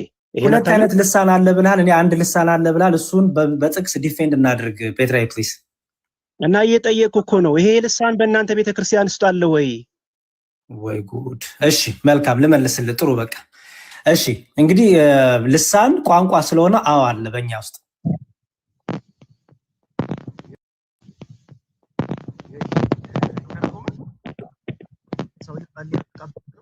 አልሰማሁም ጥያቄህን። ስፒከሩን እያፈንከው ነው የምታወራው ፔትራ። ፕሊዝ ስፒከሩን ለቀህ አውራ፣ ወደ ላይ ያዘው። እሺ አዎ እንደሱ አትያዘው። ቋንቋ ነው ስትል ከመንፈስ ቅዱስ ወይስ ከሰው ያሬድ? የቋንቋ ይኸውልህ፣ ኦኬ ልሳን ማለት ቋንቋ ነው ማለት ነው። የኔ የአፍ መፍቻ ያለው ነው ቋንቋ እግዚአብሔር ለኔ ይገልጥልኛል። ያን ቋንቋ የሚገልጥበት ምክንያት ሰሚ ተናጋሪ ስላለ በሚሰው በሚረዳው ህዝብ ፊት እናገራለሁ። አይ እንደዛ አይልም። ክፈተው እስኪ ቅድሙን እኮ ንገረኛ፣ እንደዚህ በለኝና ጠይቀኝ እኮ ፔትራይ። እዚህ ጥቅስ ላይ በለኝ። ልሳን ማለት ዲያሎክቶስ፣ ቆይ አንዴ፣ ዲያሎክቶስ ማለት በትምህርት አይገኝም ይላል አይደል እንዴ? አንተ ደግሞ በትምህርት ይገኛል እያልከን ነው። አላልኩም አላልኩም። እኔ መች አልኩ? ታዲያ ከየት ነው የሚመጣው? ከመንፈስ ቅዱስ ወይስ እንደዚሁ እኔ ስለተወለድኩበትን የምናገረውን አማርኛ ነው ልሳን የምትለው? ወይ ጉድ! እሺ አሁን ድጋሚ ልንገርህ። ልክ ሐዋርያት ሥራ ምዕራፍ 2 ላይ መንፈስ ቅዱስ እንደሰጣቸው መንፈስ ቅዱስ የሰጣቸው ቋንቋ ተናጋሪ ሰሚ ያለው ነው። እነሱ ግን የአፍ መፍቻቸው ቋንቋ የእናት ቋንቋቸው አይደለም፣ ለነሱ አይደለም። ሰሚ ግን ተናጋሪ ያለው ቋንቋ ነው። ስለዚህ ያ ልሳን ነው እኔ የምቀበለው። እሱን ከየት አገኘው ታዲያ? እሱን መንፈስ ቅዱስ ተቀበለ ወይስ ከየት መጣ? በቤተ ክርስቲያናችሁ ውስጥ እሺ ሐዋርያት ሥራ ምዕራፍ 2 አሁንም እየነገርኩ ነው። መንፈስ ቅዱስ ነው ይሄን ቋንቋ ለሐዋርያት የሰጣቸው። እሺ አንተ ትናገራለህ ይሄን ቋንቋ? ኧረ እባክህ ፔትራ በትምህርት አውራኝ። ተው በመጽሐፍ ቅዱስ አውራ። ታዲያ ስለኛ እኮ ነው ስለ ቤተ ክርስቲያን እኮ ነው እያወራን ያለ ነው። አንተ ይሄን ልሳን ትናገራለህ ወይ? ሁለት አይነት ልሳን አለ ብለሃል። ሁለት አይነት ልሳን ያለውን እሱን ዲፌንድ አድርግ። አይሰማኝም ድምጽ። አንደኛ ቆሮንቶስ ምዕራፍ 14 ቁጥር 26 እንደዚህ ይላል፣ እንግዲህ ወንድሞች ወይ ምንድን ነው ይላል፣ በምትሰበሰቡበት ጊዜ ለእያንዳንዱ መዝሙር አለው፣ ትምህርት አለው፣ መገለጥ አለው፣ በልሳን መናገር አለው ይላል፣ በልሳን መተርጎም አለው ይላል። ይሄ እናንተ ስትሰበሰቡ ይሄ ልምምድ አለ ወይ? ጉድ! እሺ አሁንም ወደኛ ነው የመጣው። ጥሩ ለምሳሌ እኛ ስንሰበሰብ ኦሮምኛ በማይናገሩ ሰዎች ወይ ደግሞ ትግርኛ በማይናገሩ ሰዎች መካከል አማርኛ ብቻ በሚናገሩ ሰዎች መካከል እኔ የራሴን ኤክስፒሪየንስ ልንገርህ ትግርኛ በአማርኛ በማይነገርበት ቦታ ሄደን አማርኛ ያወራ ሰው ነበር አማርኛ ለማይገባቸው ሰው ያ አጠገብ የነበር ሰው ያንን በሰዎቹ በሚሰሙት ቋንቋ ሲተረጉምላቸው ምስክር እኔ ባይና ይቻላል እኛ ምናምነው መሰለ ሁለት አይነት ቋንቋ የለም ያ ቋንቋ የሰው ልጅ የሚሰማው ቋንቋ ይወርዳል ግን በቆሮንቶስ ቤተክርስቲያን የነበረው ችግር ሁሉም የየራሱን ቋንቋ ይናገራል የየራሱን ልሳን ይናገራል ግን ተናጋሪዎቹ የየራሳቸውን ቋንቋ የተወለዱበትን ቋንቋ ስለማይናገሩ አይሰሙም ነበር ስለዚህ አንዱ ይተረጉም ነበር የመላእክት ቋንቋ ወይ ደግሞ የማይሰማ ቋንቋ ወይ ደግሞ ተናጋሪ የሌለው ቋንቋ ግን አይደለም ይሄን እንደሱ አይልም መጽሐፉ አሁንም ላንብብልህ እንግዲህ በመሰበሰቡበት ጊዜ ይላል ቤተክርስቲያን ይሄ ነው ወገኖች እየሰማችሁ ቤተክርስቲያን ቅርጿ ምንድነው ከተባለ ምን አለ ልሳናለ መልስ እኮ ነው ወንድሜ እና እየጠየቅኩ እኮ ነው አንተ እየመለስክልኝ አይደለም እኮ ጠይቀኝ ኮንክሉዥን አሰጥም በልሳን መናገር አለው ይላል መተርጎም አለው ይላል ጥያቄ ጠይቀኝ ፔትራ እናንተ የሚተረጎም ልሳን እየጠየቅኩ እኮ ነው እናንተ ቤተክርስቲያን ውስጥ በልሳን መናገር አለ መተርጎም አለ ወይ የሚተረጉም ሰው አለ ወይ አለ አዎ ለምሳሌ ግዕዝ ልሳን ነው ኦሮምኛ ትግርኛ እንግሊዘኛ የምትላቸው ልሳኖች ዓለም ላይ ያለ ቋንቋ ልሳን ነው አይልም ጳውሎስ ይላል ጳውሎስ ምክንያቱም ምን አለ መሰለ ልስታየው ምን እንደሚል ልንገርህ በምድር ላይ ተናጋሪ ይሄው በዓለም ላይ ምናልባት ቁጥር የሌለው ቋንቋ አይነት ይኖራል ቋንቋ የሌለው ህዝብ ግን የለም ይሄው ጳውሎስ ብሏል እሱ እኮ ምንም ነው ወይ ቁጥር 26 ላይ ነው እየጠየቅኩ ያለሁት እኔ በልሳን መናገር አለው መተርጎም አለው ይላል ይሄ ልሳን ምን አይነት ልሳን ነው ኦኬ በጣም ጥሩ ተናጋሪው የእናት ቋንቋ ያልሆነ የተወለደበት የአፍ መፍቻ ቋንቋ ሶሪ ሰሚው የአፍ መፍቻው ካልሆነ የራሱ ቋንቋ ካልሆነ የሚሰማው ቋንቋ አጠገብ ያለ ሰው ሊተረጉምለት ይገባል ምክንያቱም ያ የሚሰማው ሰው እንዲታነጽበት እንዲመከርበት ንስሐ እንዲገባበት ኦኬ በስለዚህ በልሳን የሚናገር ቢኖር ሁለት ወይም ሶስቱ ነው ይናገሩ ሌላው ይለየው የሚለው እናንተ ቤተክርስቲያን ውስጥ አለ ልሳን ይነገራል ሰዎች ይለዩታል አዎ አልኩ ፔትራ እኔ እኮ በጣም እኮ ግራ የሚያጋባ ነው ስለ ቤተክርስቲያን አሁን እኮ የምናወራው መጽሐፍ ቅዱስ ላይ አለ አንተ ሁለት አይነት ልሳን አለ ብለሃል እሱን አሳየኝ እሱን ዲፌንድ አድርግ በጥያቄ እንዴ እየጠየቅኩ ነው እንዴት እንደምጠይቃት እንገረኝ እንጂ እየመለስክልኝ እኮ አይደለም እየሰማኝ ካልሆነ እየመለስክልኝ አይደለም የቤተክርስቲያን ቅርጿ ይሄ ነው ላንብብልህ አሁን እንግዲህ ወንድሞች ምንድነው በምትሰበሰቡበት ድምጽ ታፍነዋል ፔትራ መዝሙር አለው እሰማለሁ ኦኬ ችግር የለውም እኔ ላንተ ምን አትሰማም ነበር ለዛ ነው እሺ መዝሙር አለው መገለጥ አለው በልሳን መናገር አለው መተርጎም አለው ይሄ በየትኛ ቤተክርስቲያን አለ እያልከኝ ነው አንዴ አረጋግጥልኝ አለ አላው አሃ ከመንፈስ ቅዱስ የሆነ ወይ ፔትራ አዎ ከመንፈስ ቅዱስ የሆነ እሺ መቼ ወረደ ይቅርታ ምኑ ማለት አልገባኝም ያ ኖ ወይ አሁን በእናንተ ቤተክርስቲያን ከተጠመቁ በኋላ ሜሮን ነው ያለው መንፈስ ቅዱስ በእናንተ አለ እንዴ ሰዎች ቃል እየተናገሩ መንፈስ ቅዱስ ይወርዳል ከዛ ሰዎች በልሳን ይናገራሉ ነው አልገባኝም መቼ ወረደ የምትለኝ ምኑ ነው አልገባኝም አንተ እኮ እኛ ቤተክርስቲያን የለም በልሳን የተነገረው እኛ ቤተክርስቲያን እኮ አይደለም እኛ ቤተክርስቲያን ስለሌለ እኛ ቤተክርስቲያን የሌለበትን ነገር ምንድነው ማለት አልገባኝም ማስረጃ ስጠኝ የምን ማስረጃ ነው እኛ እኮ ዝም ብለን ምንጮህ አይደለንም እኮ ማለት ምንድነው አልገባኝም ማስረጃ ጨርስ እሺ ምንም አልገባኝም ለማንኛውም እናጠቃለን 5 ደቂቃ ያዝልኝ እሺ አዊሽ ትምህርት ላይ ብታው መጽሐፍ ቅዱስ ላይ እኔ ልክ መጽሐፍ ቅዱስ ቤዝ አድርጌ እንጠየቁ ብትጠይቂኝ ደስ ይለኝ ነበር ኤኒዌይስ እሺ ታንክ ዩ በጣም መልካም እንግዲህ እንዳያችሁት ነው ወንድማችን ፔትራ አንድ መጽሐፍ ቅዱስ አላነሳም አንድ በመጽሐፍ እኔ ቅድም በመጽሐፍ ቅዱስ ቻሌንጅ ሳደርገው ነበር እሱ አንተ ትናገራለህ ወይ እንዴ ይሄ አይደለም እኮ ሲጀመር መንፈስ ቅዱስ ለመኖሩ ልሳን ብቻ መናገር አይደለም ባይዘወይ መንፈስ ቅዱስ ለመኖሩ አንደኛው ምሳሌው ምንድነው ፍቅር መግባባት አንዲት ቃል አንዲት ትምህርት አይደል መንፈስ ቅዱስ እንደፈለክት ለፍልፈ የፈለከውን ነገር የሆነ ቃል አገጣጥሞ ተናግረ ግን ህብረት ከሌለ በእምነት በትምህርት ከተለያየ ምን ዋጋ ምን መንፈስ ቅዱስ አለ እንዲያውም ይሄ ርኩስ መንፈስ ነው የሚሆነው ምክንያቱም መንፈስ ቅዱስ መገለጫው በራሱ ዝብርቅርቅ ያለ የሆነ የቃል አገጣጥሞች ቋንቋ መናገር ብቻ አይደለም የመንፈስ ቅዱስ መገለጫው ራሱ ምንድነው ፍቅር አንድነት ህብረት በእምነት በትምህርት ከንጹህ ምንጭ መቅዳት አንድ ያደርጋል መንፈስ ቅዱስ ኦኬ ስለዚህ በመጽሐፍ ቅዱስ እንግዲህ ወንድሜ ፔትራ ሲከራከር የነበረው ሁለት አይነት ቋንቋ አለ። ምን አይነት ቋንቋ? የሰው ያልሆነ እና ደግሞ የሰው ሆነ ብሎ። ማን ነው እንደዚህ ክፈል ያለው? ሁለቱም በቅድም እናት ቋንቋ እናሳያችሁ። ለሁለቱም ቃል የተቀመጠው ምን የሚለው ነው? ሐዋርያት ሥራ ላይ የተቀመጠውም ቆሮንቶስ የተቀመጠውም ግሎሳ ተብሎ የተቀመጠው አለቀ። ግሎሳ የሚለው ደግሞ እናት ቋንቋ ሲያብራራው ምንድን ያለው? ይኸው ለሐዋርያቱ የተገለጠው ይኸው the normative experience of the 120 believers received ይላል። ኦኬ በዛ ቤት በነበሩት በሐዋርያት ሥራ ምዕራፍ 2 ቁጥር ከምዕራፍ 1 ጀምሮ ታነቡት የወረደው መንፈስ ቅዱስ ለቆሮንቶስም ይኸው የቆሮንቶስ ላይ የተነገረውም ቃል ግሎሳ የሚለው ነው። ስለዚህ ይሄ በፕሮቴስታንት የሚነገረው የማይታወቅ በቤተክርስቲያን በጥንቷ ቤተክርስቲያን የማይታወቅ በግለሰብ የተጀመረ በጥንቷ ቤተክርስቲያን ልምምድ ያልነበረ ሐዋርያትም ቢሆን የተናገሩት ያንኑ የሰው ቋንቋ ግን ሰጪው ማን ነው? መንፈስ ቅዱስ። ገላጩ ማን ነው? መንፈስ ቅዱስ። መንፈስ ቅዱስ ሲገልጥላቸው የነሱ ያልሆነ ቋንቋ ምን ማለት ነው? የአፍ መፍቻቸው ያልሆነ የእናት ቋንቋቸው ያልሆነ ግን ሰሚ ያለው ተናጋሪ ያለው ቋንቋ ሐዋርያቱ ላይ ገለጠላቸው። ያ ግሎሳ ተብሎ ተቀመጠ። ካንግ የሚለው ልሳን የሚለው ማለት ነው። ስለዚህ ያንኑ ቆሮንቶስ ቤተክርስቲያን ላይ ደግሞ ይሄንኑ ቃል ታገኙታላችሁ። ቆሮንቶስ ቤተክርስቲያን ላይ ታዲያ ምን ነበር የነበረው ችግር ሲባል በቆሮንቶስ ቤተክርስቲያን የነበረው ችግር ምን ነበረ?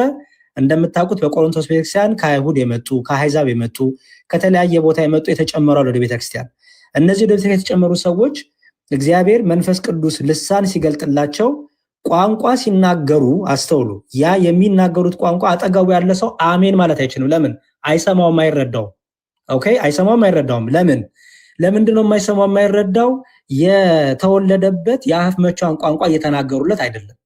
ስለዚህ ይሄው እዚህ ላይ ይላል ይሁት ይሄው ቁጥር 14 ቁጥር 9 ላይ እንዲሁ ደግሞ እንደውም በምን መሰላችሁ ይሁት እሺ ወንድሞች ሆይ ወደ እናንተ መጥቼ በልሳኖች ብናገር በመግለጥ ወይም በእውቀት ወይም በትንቢት ወይም በትምህርት ካነገርኳችሁ ምን እጠቅማችኋለሁ?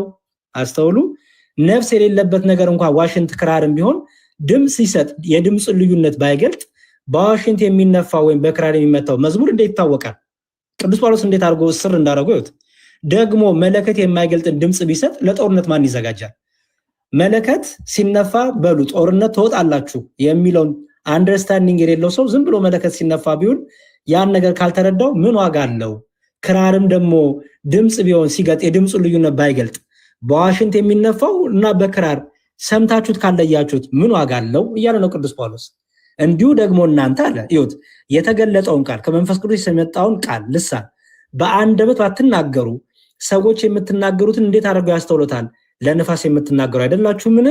በዓለም ምናልባት ቁጥር የሌለው የቋንቋ አይነት ይኖራል። ቋንቋ የሌለው ህዝብ ግን የለም። አለቅ ቋንቋ የሌለው ህዝብ የለም። ስለዚህ እንግዲህ የቋንቋን ፍቺ ባላውቅ ለሚናገረው እንግዳ ሆናለሁ፣ የሚናገረውም ለኔ እንግዳ ይሆናል።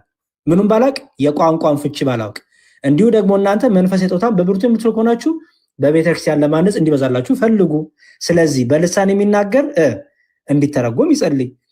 እንግዲህ ምንድነው? በመንፈስ ጸልያለሁ፣ በአይምሮዬ ደግሞ ጸልያለሁ፣ በመንፈስ ዘምራለሁ፣ በአይምሮዬ ደግሞ ዘምራለሁ አለና ከዛም ይላል ይሁት ወንድሞች ሆይ ሌሎች ልሳኖች በሚናገሩ ሰዎች በሌላ አንደበት ለዚህ ህዝብ እነግራቸዋለሁ፣ እንዲሁ ቢሆን አይሰሙኝም ይላል ጌታ ተብሎ ተጽፏልና። አያችሁ፣ ሌሎችን ልሳኖች በሚናገሩ ሰዎችና በሌላ አንደበት ይላል እዚህ ጋር። ሌሎችን ልሳኖች በሚናገሩ ሰዎችና በሌላ አንደበት ለዚህ ህዝብ እነግራቸዋለሁ። ስለዚህ መንፈስ ቅዱስ ልሳን ከእግዚአብሔር የሚሰጥ ነው። ለወንጌል አገልግሎት ለመልእክት ከእግዚአብሔር የሚሰጥ ነው እንጂ በወንድሞቻችን በፕሮቴስታንት አሁን ላይ የምሰማው አይነት ልሳን ሐዋርያትም አለምዱትም የጥንቷ ቤተክርስቲያን። እሺ አንድ ከሁለታችሁም ከስር ሌላ ሰው አስገቡ የምትሉት እንደው አስተውሉ። የተዋህዶ ወንድምና እህቶች አንድ ለአንድ ውይይት እያደረጉ ሶስተኛ ሰው ሁለተኛ ሰው እንዴት ይገባል? ማስተዋል እንዴት ነው የተሳናችሁ? የሚጠያየቁት ፔትራና መዝሙረ ያሬድ ናቸው። በሁለት ሰዎች መካከል ለሚደረግ ውይይት ሶስተኛ አራተኛ ሰው እንዴት ግቡ ይባላል? ኧረ አስተውሉ አንዳንዶቻችሁ። እግዚአብሔር ልቦና ይስጣችሁ። ዲያቆን መኩ በአሁን ሰዓት አይገባም። ሁለቱ እየተወያዩ ነው፣ ሁለቱ እየተጠያየቁ ነው፣ ሁለቱ ይመላለሱ። መዝሙረ ያሬድ ከበቂ በላይ አዋቂ ወንድም ነው። እንዴት እሱ ላይ ሌላ ሰው ይጨመር ብላችሁ ማሰባችሁ ለኦርቶዶክስ ስድብ ነው። አስተውሉ አንዳንዶቻችሁ ማታውቁ ፕሊዝ። እኔ መዝሙረ ያሬድ ከ9 ፕሮቴስታንት ጋር እንዲነጋገር ነው የምፈልገው። ለብቻው በቂ ነው። እንዴት እሱ ላይ ሌላ ሰው ይጨመር ትላላችሁ? ማስተዋል ይስጣችሁ በመጀመሪያ። ስለዚህ እባካችሁ የኦርቶዶክስ ወንድምና እህቶቼ መዝሙረ ያሬድ እዚህ ሶሻል ሚዲያ ላይ ማንም ሳይመጣ ኦርቶዶክስን ለብቻው ሆኖ ሲጠብቅ የነበረ ወንድማችን ለብቻው ማንም ሳይመጣ። ስለዚህም ፎሎ ማድረግ ካለባችሁ፣ ማገዝ ካለባችሁ፣ አይዞ ማለት ካለባችሁ ለብቻው ሲያደርግ የነበረ ወንድምን ተጨማሪ ሰው የምትሉ ሰዎች በእውነት ልቦና ይስጣችሁ ነው የምለው። ስለዚህ እነጋገሩ። አመሰግናለሁ። ትል ዮኒ ፒተር ድምጽ እየተዋጠ ነው። አይ ቲንክ ስፒከር እየነካ ይመስለኛል። ታፕ ኮፒ ሊንክ አድርግ። አልሰማም። አሁን መጣ። ልቀጥል በዚሁ ድምጽ። እሺ ደቂቃ የተቀምጧል። አመሰግናለሁ። እንግዲህ መቼም የስጦታው ባለቤት መንፈስ ቅዱስ ዛሬ ትልቅ ነገር አሰምቷል። በገዛ ወንድማችን በያሬድ በትምህርት የሚገኝ አይደለም ምን ልሳን፣ ነገር ግን ከማን እንደሆነ ከመለኮት እንደሆነ ከመንፈስ ቅዱስ እንደሆነ በራሱ እንግዲህ ሰምታቸዋል። ጆሮ ያለው ይስማ ነው ነገሩ። እኛ የፔንቴኮስታል እንቅስቃሴ በየት የጀመረ ነው? ራሱ ኢየሱስ በገባው ተስፋ የጀመረ ነው። ምን ብሎ? የሚያምኑትም እነዚህ ምልክቶች ይከተሏቸዋል ብሎ በልሳን ይናገራሉ ነው ያለ። ኢየሱስ ማያውቁ ነው? በሂብሩ ይናገራሉ፣ በግሪክ ይናገራሉ፣ በዚህ ባለ ቋንቋ ይናገራሉ አላለም ጌታ። የመንፈስ ቅዱስ ስጦታ ስለሆነ ኢየሱስ ምን አለ? በአዲስ ቋንቋ ብሎ።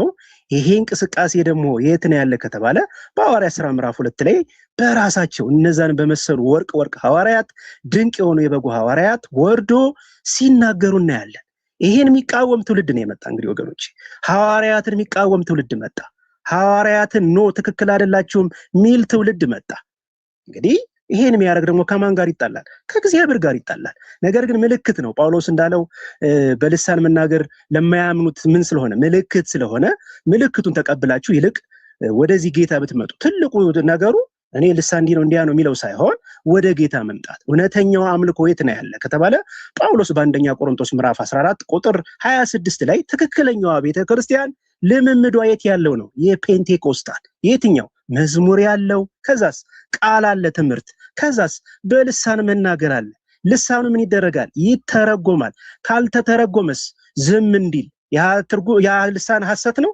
ያ ልሳን አንዳንድ ሰዎች እንደሚሉት ከዚህ ነው ከገሬ ነው እንደሚሉት ነው። እሱን ከእግዚአብሔር ጋር በኋላ ሂሳባቸውን ያወራርዳሉ። ከመንፈስ ቅዱስ ነው። ነገር ግን ምን ይበላል ጳውሎስ? ከእግዚአብሔር ጋር ይነጋገር። አያችሁ፣ ማንን ያንጻል? ቢተረጎም ጉባኤውን ያንጻል፣ ባይተረጎምስ ሰውየውን ያንጻል፣ ራሱን ያንጽበታል አለ ጳውሎስ። አያችሁ፣ ጳውሎስ ራሱ ምን አለ? ከሁላችሁ ይልቅ በልሳን እናገራለሁ አለ። ጳውሎስ እንዴት ሰው ይቃወማል? ያን የመሰለ የኛ የአሕዛብ ሐዋርያ፣ ያን ወርቅ ሐዋርያ እንዴት ሰው ይቃወማል? አያችሁ አይደለ? አሁን ሰዎች መጣው በዚህ የጀመረ ነው በዛ የጀመረ ነው በ19 እንደዚህ ምናምን ይላሉ። አይልም መጽሐፍ ቅዱስ። በሐዋርያት ሥራ ራሱ እግዚአብሔር በኢዩኤል መጽሐፍ ቃል እንደገባው ከመንፈስ ያፈሳለሁ እንዳለ ያን ተስፋ ደግሞ ሊፈጽም ክርስቶስ መጥቶ ከሞተ ከተነሳ በአብ ቀኝ ከተቀመጠ በኋላ ተስፋውን ልኮ ያ ተስፋ ወርዶ በሐዋርያት ሥራ ከዛ በኋላ ጴጥሮስ ምን ብሎ ይህ ተስፋ የትኛው? ይህ የመንፈስ ቅዱስ ስጦታ ለእናንተ ለልጆቻችሁ ገና ከሩቅ ለሚመጡት እኔ አንዱ። አያችሁ፣ እኛ ዛሬ ፔንቴኮስታል ማለት ነው። ትንቢት ተነግሮልናል። በሩቅ ገና ወደፊት ለሚመጡት ተብለን ለኛ ሁሉ ይህ ስጦታ እንደተጠበቀልን ሰው ጌታን ሲያምን ምንድነው ብላችሁ ነው የምትጠይቁት? መንፈስ ቅዱስን ተቀብለሃል ወይ? ልክ ጳውሎስ እንደጠየቀው ተቀብለሃል? አልተቀበልኩም ካለ አልዳንም። ሰው ጌታን ከተቀበለ በኋላ መንፈስ ቅዱስን መቀበል አለበት ጌታ እንደተቀበለ። አሊያስ አልዳንም። ምልክት ነው ይሄ ለማያምኑ ሰዎች። ጌታ የሚሰራበት ነዋ፣ የምንታነጽበት ነዋ፣ ማህበሩ የሚታነጽበት ነዋ፣ ትንቢት ነዋ። አያችሁ አይደለ? ስለዚህ ይሄ የመንፈስ ቅዱስ ምንድነው? ስጦታ ነው። ጳውሎስ ምን አለ? በአንደኛ ቆሮንቶስ ምዕራፍ 14 ቁጥር 2 ላይ በልሳን የሚናገርስ ለእግዚአብሔር እንጂ ለሰው አይናገርም። አያችሁ፣ የሚያስተውለው የለምና በመንፈስ ግን ሚስጥርን ይናገራል። ምንን ይናገራል? ሚስጥርን ይናገራል ብሎ ጳውሎስ ሲናገር እናየዋለን ማለት ነው። ስለዚህ ከተተረጎመ ለጉባኤ እንናገራለን። ዛሬም ቢሆን በአንዳንድ ቤተክርስቲያን ይህ መረዳት የሌላቸው ሰዎች ሊኖሩ ይችላሉ። ለምን? ዝም ብሎ የሚናገሩ ሰዎች እነዛን ሰዎች ምንድነው የምንል? ትንቢት ከሆነ ተናገሩት፣ የሚተረጎም ከሆነ እንዲጸልዩ፣ አሊያም ደግሞ ትርጉም ከተሰጣቸው እንዲናገሩት፣ አሊያ ደግሞ ራሳቸው ከእግዚአብሔር ጋር ቀስ ብለው እንዲነጋገሩ ጳውሎስ ምን አድርጓል? ምክርን ሰጥቷል ማለት ነው። ስለዚህ እኔ ማጠቃለለው ይሄ ነው። የጌታ ቤተክርስቲያን ምንድነው ምልክቷ? ቅድም ያነበብኩትን እንግዲህ ወንድሞች ሆይ በምትሰበሰቡበት አያችሁ፣ እኛ ስንሰበሰብ ምን አለው? መዝሙር አለው። ከዛስ ትምህርት አለው፣ መገለጥ አለው፣ በልሳን መናገር አለው፣ ከዛስ መተርጎም አለው። እንግዲህ ጳውሎስን ተቃወሙ። እኛን የሚቃወም ዛሬ ፔንቴኮስታልን የሚቃወም ማንን ነው የሚቃወም? ሐዋርያትን፣ እግዚአብሔርን ነው የሚቃወም። ይህ ትውልድ ደግሞ በኋላ ከእግዚአብሔር ጋር ምን ሂሳቡን ያወራርዳል? ምሰሙኝስ ኑ ወደዚህ ቤተክርስቲያን ኑ፣ ኢየሱስ ወደ መሰረታት ኑ፣ ሐዋርያት ሲናገሩት ወደ ነበረው ይሄው ወደ መንፈስ ልምምድ ኑ፣ ወደዚህ መዳን ኑ። እውነተኛዋ ቤተክርስቲያን ይችላል። እቺ ቤተክርስቲያን የለችም፣ በእነሱ የለችም። የሰው ስርዓት ብቻ ነው ያለ። እኛ ጋስ ይሄው በልሳን መናገር አለው፣ መተርጎም አለው። ኢየሱስ ያድናል። ጌታ ይወዳቸዋል። ማስተዋል ይስጣችሁ። ወደዚህ ቤተክርስቲያን ወደ ጌታ መምጣት ይሁንላችሁ። ቴንኪው ዮኒ። እሺ መልካም ዮኒዬ። ከኛ ወገን መጠየቅ የሚፈልጉ ካሉ ፔትራን ይግቡ። ከሱ ወገን ደግሞ መጠየቅ የሚፈልጉ ካሉ ይግቡና ፍቃደኛ ከሆነ ማለት ነው። የኔ መረዳትና አንዴ ልዘግብ። እኔ በገባኝ ኦኬ ምንድነው ለሁለታችሁ ነው በትልቁ ላድርግና ታፕታፕ ያደርጋችሁ እኔ የገባኝ አቤት ያ እኔ ባትሪ ያለቀ ነው። ባትሪ እንትን ውስጥ ነኝ እየሞቀ ስለሆነ አንተ ጥያቄ ካለ ጠይቀኝና የሌላ ጊዜ ደግሞ በሰፊው ተመጥተህ ጠይቀኛለህ። ጥያቄ ካለ ጠይቀኝ።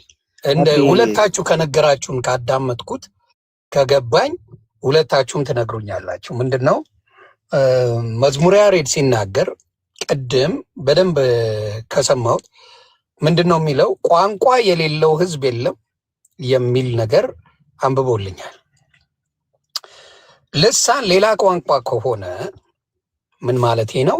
ልሳን ሌላ ቋንቋ ከሆነ የማይተረጎም ከሆነ ተግባብተናል። ከዚህ ጋር ምን አገናኘው? ምን ማለት ፈልጌ ነው? አሁን ከእግዚአብሔር ጋር የሚነጋገሩበት ሚስጥራዊ ሌላ ተአምራዊ ቋንቋ ከሆነ ለምን ጳውሎስ ቋንቋ የሌለው ሕዝብ የለም ብሎ በደንብ አድርጎ ስፔሲፋይ አደረገ? ስለዚህ ምንድን ነው ማለት ነው? ልሳን እግዚአብሔር ሲሰጥ እኔ እንደተረዳሁት ወይም ደግሞ አይ ቲንክ መዝሙረ ያሬድም ሲያስተምር የነበረው ምንድን ነው? ለምሳሌ እኔ ቅድምም ብሎታል፣ በደንብ ነው የተናገረው። ምንድን ነው ያለው? እኔ ለምሳሌ እንግሊዘኛ አልችል ይሆናል። እዛ ቦታ ላይ የመጣው የሆነ ሰው ደግሞ እንግሊዘኛ ብቻ አንደርስታንድ የሚያደርግ ነው። እግዚአብሔር ያንን ጥበብ ያንን ልሳን ይሰጠኝና በእንግሊዘኛ ተናግሬ እኔም እንዲገባው ማድረግ ነው። የተለያየ ቦታ ላይ በሐዋርያት ሥራን ብታነቡ በተለያየ ቋንቋ ሲናገሩ እነዛ ሰዎች አንደርስታንድ ያደርጉት ነበር ነው እየተባለ ያለው። ስለዚህ ወንጌሉን እየሰሙት ነበር ነው የተባለው። እነሱ ደግሞ አዲስ ቋንቋ ሲባል በፕሮቴስታንት ወንድምና እህቶቼ የሰማሁት ደግሞ ምንድን ነው? ኖ ማንም የማያውቀው ሌላ ስጦታ ስለሆነ ሌላ ተርጓሚ ካልመጣ በስተቀር የሚያውቀው የለም የሚል የነሱ ትምህርት ያ ነው። ምን የሚል? በአንተና በእግዚአብሔር መካከል ነው እና ሌላ ተርጓሚ ሌላ ማለት ይሄን የሚያውቅ ሌላ ተፈጥሮ የሚመጣ ሌላ ተርጓሚ ባለው ነው የሚባለው ነው። በኦርቶዶክስ አስተምሮ ትርጉም ነው።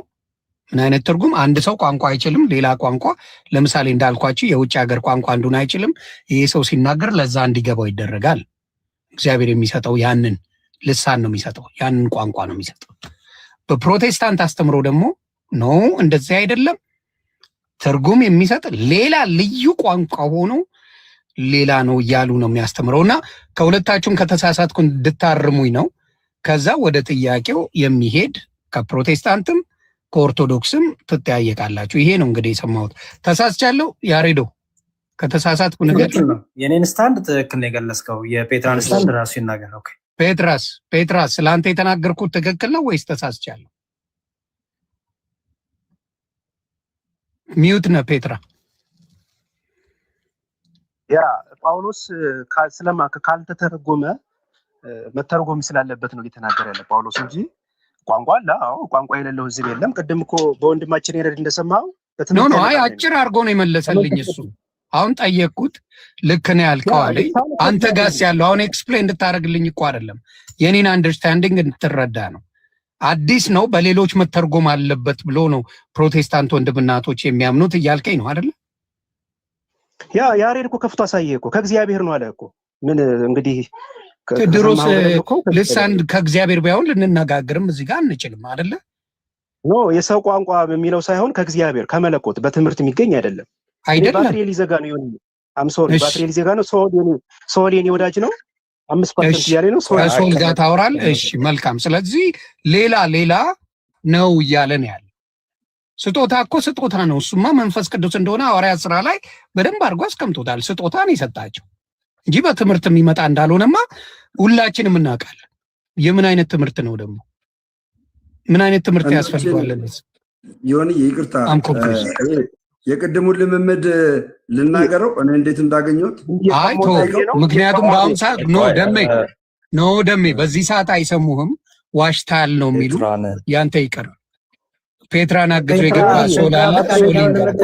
ፔትራ አለህ ደቂቃ ለመጠየቅ ፈቃደኛ ነህ? አይ ቅድም እኮ ገና ውይይቱን ሳልጀምር ሰምታችኋል። አዎ ባትሪ ነው ገባኝ። ሶላር ቤት እመጣለሁ። በጣም ጥሩ። ስለዚህ ጥያቄ አለ፣ ሌላ ጊዜ የሆነ ቤት እመጣለሁ። ሶላር ይኸው ሶል የሚባል ወንድም ስላለ ከእሱ ጋር እናወራለን። ጅማዬ ተይ ለአንቺ እነዚህ ከባድ ሚዛኖች ናቸው። ተይ ዮኒ ምን እናድርግ መሰለህ፣ አሁን ወጥቷል። ቢጠይቁት ጥሩ ነበረ፣ ያው ባትሪው ስላልቻለ ነው። ስለዚህ ሶሎሞን በመጠየቅ ብቻ ከሚያልቅ ቢዋይ አሁን ዮሐድሻ ማለት ዲያቆን ናታኒም አሉ በቢዋዩ ደግሞ ሜቢ የተሻለ ነገር ደግሞ ከነሱ ሌላም የእናንተ ሰዎች ካሉ ይግቡ፣ እውቀት ያላቸው እባካችሁ። ሌላ ፕሮቴስታንት ወንድሞች ወይም መካነ ኢየሱስ ሌላውን ብትሆኑ እውቀት ያላችሁ ብትገቡ፣ በኋላ እንደዚህ ያጣደፉን ኦርቶዶክሶች መጥተው እንዳትሉ ብትገቡ ደስ ይለኛል። እኔ ግን ግራ የገባኝ ምንድነው እስካሁን ባትሪ ሳያልቅ አውርታ አሁን ሊያልቅብኝ ነው ማለቱ አም ኮንፊውዝድ።